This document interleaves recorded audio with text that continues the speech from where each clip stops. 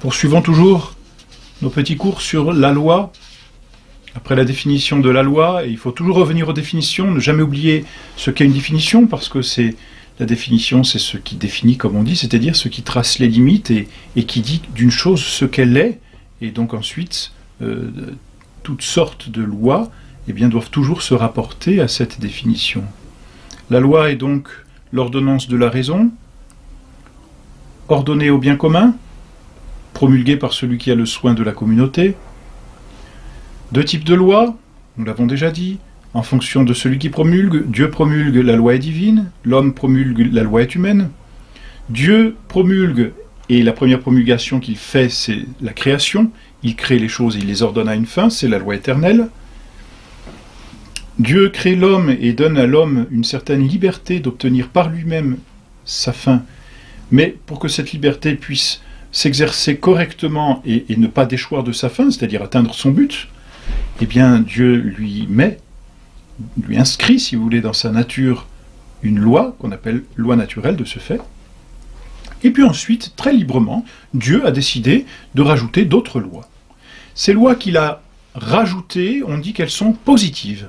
Et c'est d'ailleurs c'est d'ailleurs la définition d'une loi positive. Ça vient tout simplement du mot latin positus, qui veut dire qui a été posé, qui a été surajouté. Donc la loi positive, c'est celle qui est surajoutée. En fait, toutes les lois que les hommes font sont toujours positives par rapport à la loi naturelle, parce que, on va le revoir, elles se surajoutent à la loi naturelle. Mais Dieu aussi peut très bien rajouter certaines lois, et on appelle ces lois divines positives. Divines parce que c'est Dieu qui les rajoute, positives parce qu'elles ne sont pas essentielles à la nature humaine, elles sont surajoutées par Dieu. Elles sont posées librement par Dieu, en vue de la fin surnaturelle, bien sûr, parce que c'est toujours une ordonnance de la raison, donc c'est pas un précepte que Dieu ajoute comme cela parce que tel est son bon plaisir, encore que tout est le bon plaisir de Dieu, mais chaque fois que Dieu ajoute une loi positive, c'est toujours en vue du bien commun, c'est-à-dire en vue, pour nous, de notre propre béatification, de notre fin éternelle, et donc de sa propre gloire, puisque notre fin éternelle, c'est la gloire de Dieu, c'est la même chose.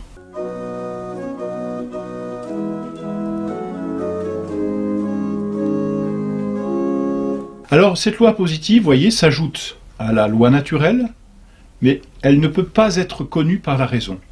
Parce qu'elle est un décret libre de Dieu, il faut une révélation pour qu'elle soit connue. La loi divine positive n'est connue que par révélation, parce que Dieu décide de la révéler. Parce qu'elle est positive, parce qu'elle est surajoutée, elle n'est pas universelle, elle peut dépendre des temps, elle peut dépendre des lieux, elle peut dépendre des personnes. Dieu peut ordonner à une certaine communauté, par exemple, quelques lois, comme dans l'Ancien Testament. Elle n'est pas immuable, parce que Dieu peut toujours revenir dessus. Et puis, elle n'est pas absolue, parce que, comme nous l'avons dit, elle est dépendante de certaines circonstances, elle est relative, tout simplement. Mais elle reste divine, c'est-à-dire qu'à partir du moment où elle est promulguée par Dieu, elle garde son obligation.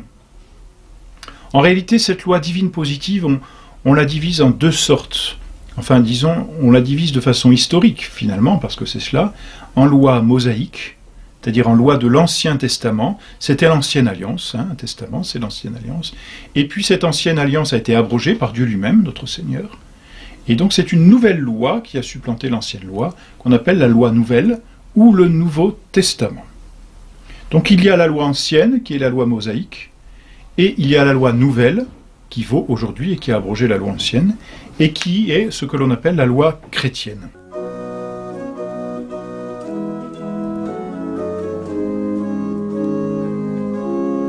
La loi ancienne devait être abrogée, tandis que la loi nouvelle, celle du Nouveau Testament, Novum et Aeternum Testamentum, est désormais éternelle, en ce sens qu'elle va durer jusqu'à la fin du monde, cette loi nouvelle. Il n'y aura pas de troisième loi qui abrogera la loi du Nouveau Testament. Notre Seigneur a voulu qu'elle fût valable jusqu'à la fin des temps, jusqu'à la fin du monde. Comme le dit notre Seigneur, la loi ancienne était écrite sur des tables de pierre. C'est cette loi qui a été révélée à Moïse. La loi évangélique, parce que c'est ça la loi nouvelle, c'est la loi chrétienne, cette loi évangélique a été promulguée de vive voix et gravée dans les cœurs par l'Esprit Saint. C'est essentiellement la loi de la charité. Voici ce que dit tout simplement saint Paul aux Corinthiens. Vous faites voir que vous êtes la lettre du Christ, écrite par notre ministère, non avec de l'encre, mais avec l'Esprit de Dieu vivant, non sur des tables de pierre, mais sur des tables de chair qui sont vos cœurs. Voilà pour les comparaisons entre les deux lois. Effectivement, la loi ancienne aussi n'obligeait que les Juifs, c'est-à-dire que le peuple élu. Aujourd'hui, la loi nouvelle est faite pour tous les hommes. Et on l'avait vu dans la partie dogmatique de l'Église, c'est la raison pour laquelle l'Église est catholique, elle est universelle, parce que cette loi s'étend à tous les hommes.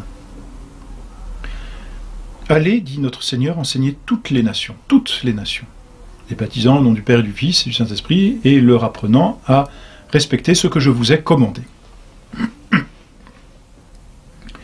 La loi ancienne était une loi de crainte, et l'on voit comment Dieu se fait respecter par la crainte dans l'Ancien Testament, alors que la loi nouvelle est une loi d'amour. On peut dire que la loi ancienne, c'était la loi des esclaves, et l'esclave vit dans la crainte du maître, tandis que l'enfant ne vit pas dans la crainte du père, il vit dans l'amour.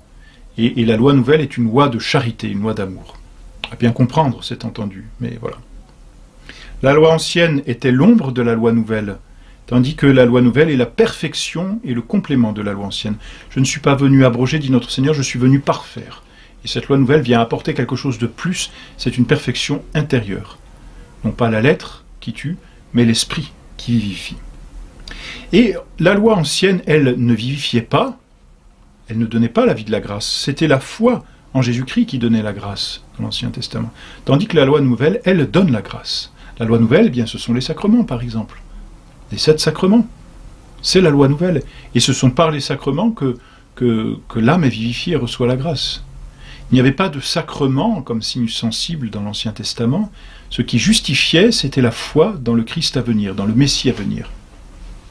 Dans le Nouveau Testament, ce qui justifie, c'est la réception des sacrements, ce qui donne la grâce.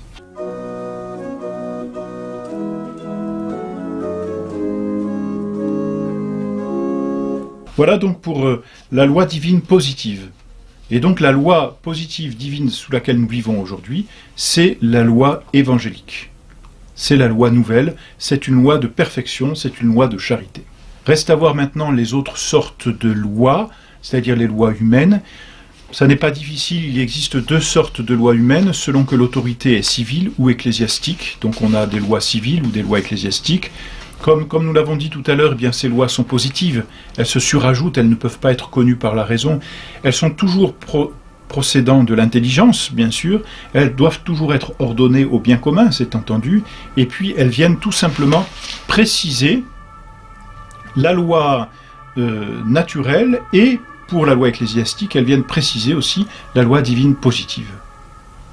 Ce sont des lois qui obligent en soi. Alors quand elles sont morales, les lois morales, ce sont des lois qui, lorsqu'elles ne sont pas respectées, encourent une faute, tandis qu'il existe des lois qui sont pénales, c'est-à-dire qu'il n'y a pas de faute à ne pas les respecter, mais il y a une peine qui est attachée. Alors l'obligation n'est pas la même. Bien sûr, une loi morale oblige toujours, sinon il y a faute contre Dieu, tandis qu'une loi purement pénale n'oblige pas sous peine de faute, donc il n'y a pas de faute à ne pas la respecter, par contre elle oblige à la peine, quoi qu'il arrive. Mais voilà, ce sont les lois civiles, ce sont les lois ecclésiastiques, ce sont des lois qui sont promulguées donc par l'autorité, et ce qui nous importe ici le plus dans un cours de catéchisme, ce sont les lois ecclésiastiques, c'est entendu, puisque c'est celles-ci qui vont régir à proprement parler la vie chrétienne, et ces lois ecclésiastiques sont promulguées par le pape et les évêques. Toujours en vue du bien commun, ne l'oublions jamais. Le pape ne peut pas décider de faire une loi parce qu'il en a envie, parce que ça l'intéresse, parce que telle est sa volonté, n'est-ce pas ?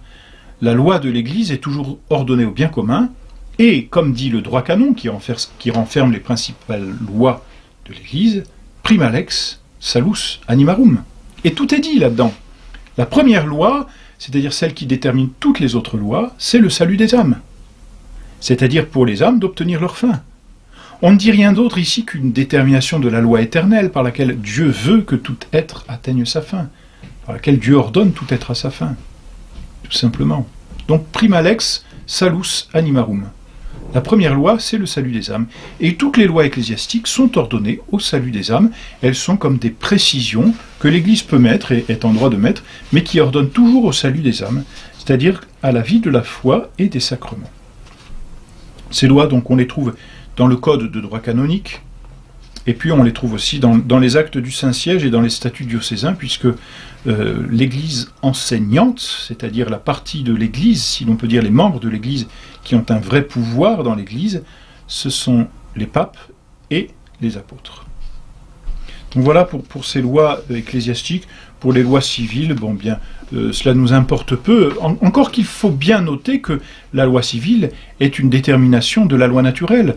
Donc en aucun cas une loi civile ne peut s'opposer à la loi naturelle, parce que dans ce cas elle n'a plus force de loi.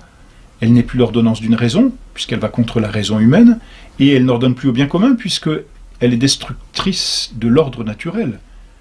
Donc les lois qui s'opposent à l'avortement, les lois qui sont comment dire, criminelles, ne sont pas des lois et n'ont pas force de loi, tout simplement. Parce qu'elles vont contre la nature des choses. Tout ce qui va contre la nature humaine n'a pas force de loi et ne peut pas avoir force de loi. Parce que n'est plus ordonnée ni par la raison, ni au bien commun. Elle est destructrice et de la loi naturelle, et par conséquent, elle est une entrave mise à la loi éternelle qui est Dieu lui-même.